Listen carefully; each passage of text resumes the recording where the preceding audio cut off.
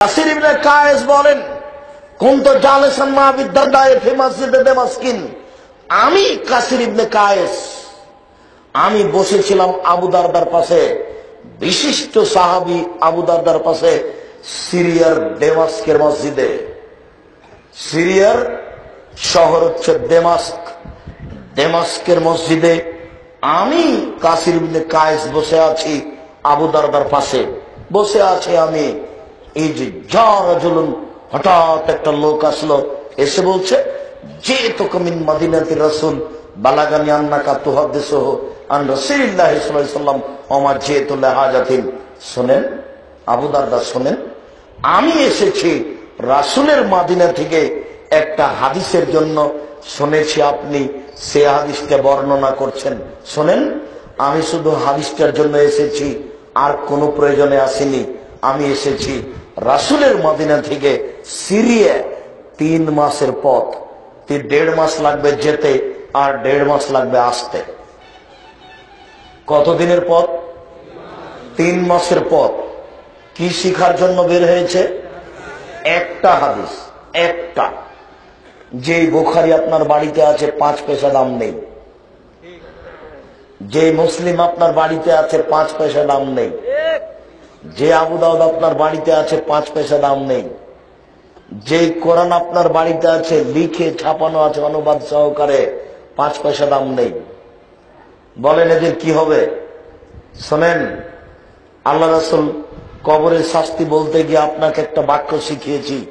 আল্লাহ রাসূল দিন রাত একটা বাক্য বলতেন, আল্লাহুম্মা ইন্নী আউযু বিকা মিনাল কাসালে। আল্লাহ, তোমার কাছে আমি অলসতা থেকে বাঁচতে চাই। আল্লাহ, তোমার কাছে আমি অলসতা থেকে বাঁচতে চাই। 14 ঘন্টা দোকানে বসে আড্ডা পিটেন, এটা একটা নোংরামি অলসতা।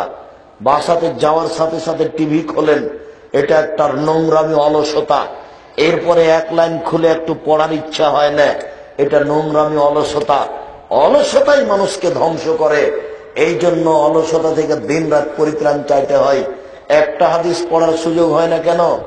একটা বুখারীর হাদিস পড়ার একটা আপনার সময় হয় না কেন? তিনি বলছেন, আমি এসেছি একটা হাদিসের জন্য, রাসূলের মদিনা থেকে যাতায়াত 3 মাস পর। তখন আবু দারদা বললেন, জি, হাদিসটা হলো এই, মান সালাকা তারিকান ইয়াতলুবু ফিহি ইলমান সাহালাল্লাহু লাহু বিহি তারিকান ইলাল জান্নাহ।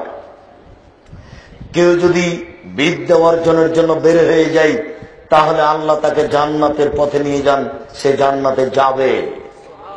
2, ওয়াইনাল মালায়েকাতা লা তাজাউনা ওয়াইনাল আলিম ওয়াইনাল মালায়েকাতা লা তাজাউ আজনিহাতাহা রিজালে তালিবুল ইলম। যারা জ্ঞান চর্চা করে তাদের পায়ের নিচে ফেরেশতা পর বিছিয়ে দেন। যারা জ্ঞান চর্চা করে তাদের পায়ের নিচে ফেরেশতা পর বিছিয়ে দেন। এরপরে তিনি বলেন, ওয়াইনাল আলিম ইস্তাগফির লাহু মান ফিস সামাওয়াতি ওয়া মান ফিল আরদ ওয়া হাইতান ফি জাওফিল মা'i ওয়ান নামলা ফি যুহফা। যারা জ্ঞান চর্চা করে তাদের জন্য ক্ষমা চায় আকাশ, তাদের জন্য ক্ষমা চায় জমিন। যারা জ্ঞান চর্চা করে তাদের জন্য ক্ষমা চায় আকাশ, তাদের জন্য ক্ষমা চায় জমিন। তাদের জন্য ক্ষমা চাই পানির পেটে মাছ, তাদের জন্য ক্ষমা চাই গর্তে পিপিলিকা। তাদের জন্য ক্ষমা চাই পানির পেটে মাছ, তাদের জন্য ক্ষমা চাই গর্তে পিপিলিকা। পৃথিবীর সব কিছু তাদের জন্য ক্ষমা চাই যারা জ্ঞান চর্চা করে। আল্লাহর নবী তার পরের বাক্যে বলেন, ওয়াইনাল আলিম ওয়াইনা ফাজলাল আলিম।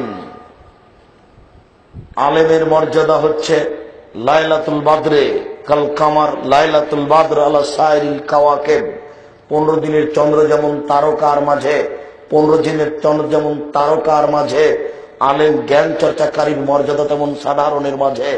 যখন আকাশে কোনো মেঘ নেই, 15 দিনের চন্দ্র আছে, ঝকঝক ঝকঝক করছে, কোটি তারকার 5 পয়সা দাম নেই।